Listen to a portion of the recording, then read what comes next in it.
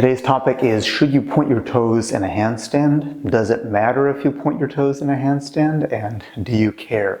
So the reason I wanted to make this video is I have this Facebook group where I comment on people's form, and one person posted a pretty solid handstand hold, and his feet were kind of dangling there, kind of flexed, right? So my comment was, the handstand itself is really solid. The gymnastics coach in me can't stop looking at your feet because that's like the only thing that's out of the image. Now, I'm not going to tell you that you need to point your toes because it depends on your own standards, what you care about. But what I'm going to say is that if I had to give you something to work towards, you could of course hold the handstand longer, clean up the line, but you could work on pointing the feet because it's just another level of refinement, and it's going to make you look more professional. It's going to give you credibility among gymnasts or dancers or circuit artists that have that high standard, whereas someone who does calisthenics or CrossFit or just fitness in general, they're probably not going to see that the feet aren't pointed or care about that. So ultimately, it's your choice. Pointing the toes it's pretty much purely aesthetic, right? If you think about the mechanics of a handstand, doing this with your feet versus this with your feet, it doesn't change the weight distribution. It doesn't really, some people balance with their feet like this, but it doesn't really help you balance. An argument can be made that by pointing the toes, you're going to put more awareness into your feet and you know where your feet are, and it helps you balance. It's a little bit woo, it's a little bit on the spiritual side. I'm not contesting it, I'm not debating it, but if you look at it purely from a mechanical standpoint, the pointing or flexing the feet or leaving them dangling does not mechanically change the handstand. The line looks better, right? So from an aesthetic standpoint, you have the legs. And then if the feet are like this, you're not completing the reach. So if you think of a handstand as this extension, this idea of reaching up, you want to finish that extension by pointing the feet. And I'll talk a little bit more about the technicalities of pointing the feet, because it's not a natural thing to do, right? Why is it not a natural thing to do? Because it's kind of counter to survival. It's one of those things that's very aesthetic. But if you think about survival, right, if you had to run away from somebody, or you're running and chasing, some kind of animal in the wilderness, if you point your feet, that's a trip hazard, right? Or thinking of it more, let's say from an acrobatics perspective, if you're doing some kind of movement, some kind of jump, and you have to land, yes, it might look better to point the feet in the air, but if you land on a pointed foot, depending on the force, you might break that foot. So if you just keep them flexed, it's easier. So it's a very counterintuitive thing to do, this idea of pointing your feet. And it's definitely a learned behavior. It's not something you're going to do naturally. Like, for example, if you're just doing a kick to handstand, you want to land, so that you want to already be preparing the foot for landing. If you point the foot, that means you have to flex it again. That's like an extra thing to do. So if you're just learning basic handstand and you're still in survival mode, the body's not going to want to point the feet, even if you try to tell it to. From a perspective of balancing the handstand, right? You want to be focusing on this grip, on the weight distribution. So pointing the feet might help you know where your feet are in space, but at the same time, it might take that focus away from your balance. So it's more difficult to learn with pointed feet unless you already built that habit. And that's what's going to happen in, for example, in gymnastics, they get the slap, they get scolded when they don't point their feet, and that's because they're being judged on their form. So you have to build that habit early on. If you take some ballet classes, some of the very basic exercises are just, this is bastardized variations, but a lot of this, just learning how to point the feet as soon as they come off the floor, which develops the aesthetic of the toe point, the strength of the feet, but also that muscle memory that every time the foot comes off the floor, it's pointed. And it takes a few years to really build that habit, so it's not something you learn overnight. But this, rambling a little bit, kind of a lot of different thoughts here, but basically, is pointing your feet going to help your handstand? Yes or no? And it depends on whether or not you care. You want to uphold a gymnastics or circus level standard, then you should work towards pointed toes. Especially if you're looking to compete in gymnastics or perform as a circus artist, you want to have that standard where everything is in its place. If you think kind of the other side of the coin, people who train in shoes, like CrossFitters, maybe break dancers, typically they're not going to be pointing their feet because you can't see the aesthetic in the shoes and the style of their art or their performance. The pointed toes doesn't really make a difference in that for the most part, right? Whether it's a stylistic choice or it's just a CrossFitter is not going to do more handstand push-ups, or they're not going to walk on their hands further because their feet are pointed or flexed. So they kind of let the feet do what they will, and that's absolutely fine. Again, I'm not saying it's right or wrong. It's within the confines of their sport or their art. Capoeira as well, there are a lot of aesthetics, so you can point your toes, you don't have to. Depends on if you're throwing a kick, depends on what aesthetic you prefer, but it's not the prime.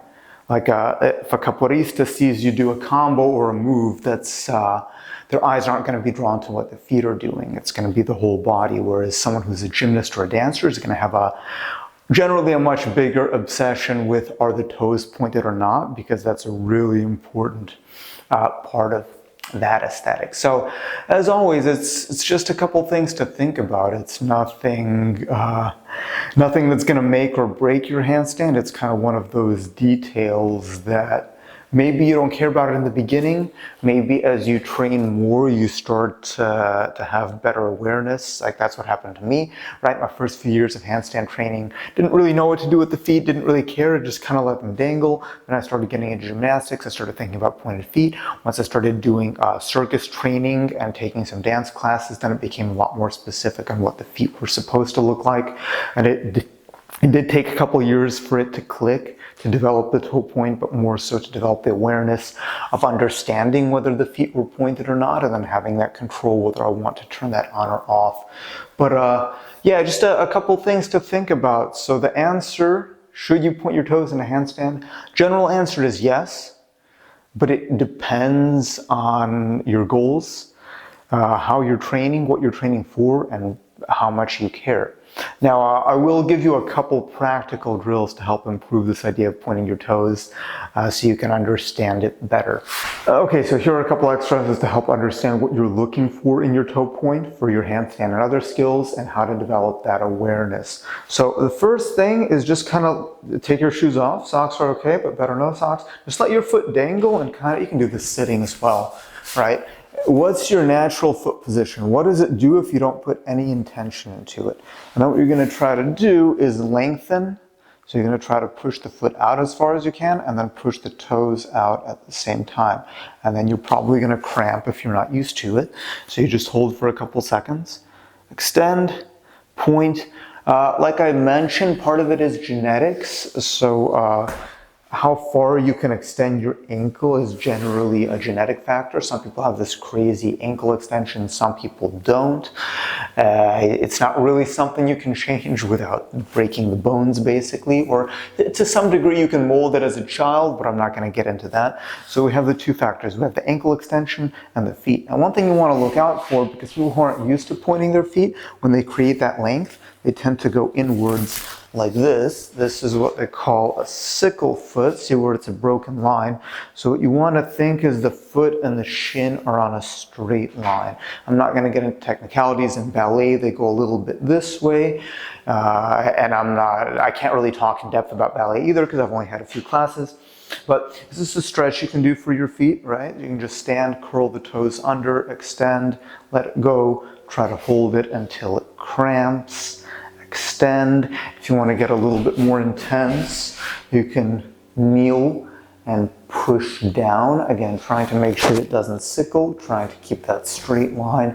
I can push down, I can lift the knee up a little bit. And this isn't the full protocol. This is just kind of an overview of a few exercises that you can do to help improve the actual toe point itself and just get used to holding it. Another exercise, pretty interesting. So you're going to go feet together. You're going to point the toes with bent knees, and you're going to extend the knees trying to continue to point the feet. And the idea, well, that cramped up pretty hard. The idea is to try to keep the toes on the floor as long as possible as you extend the knees.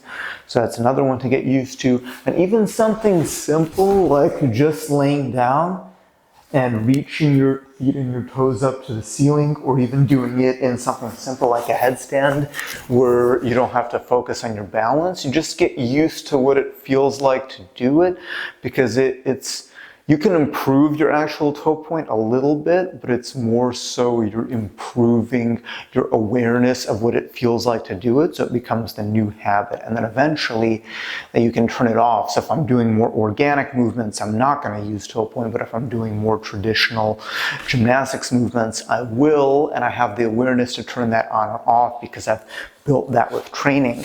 Here's another one you can do, kind of down dog, extend.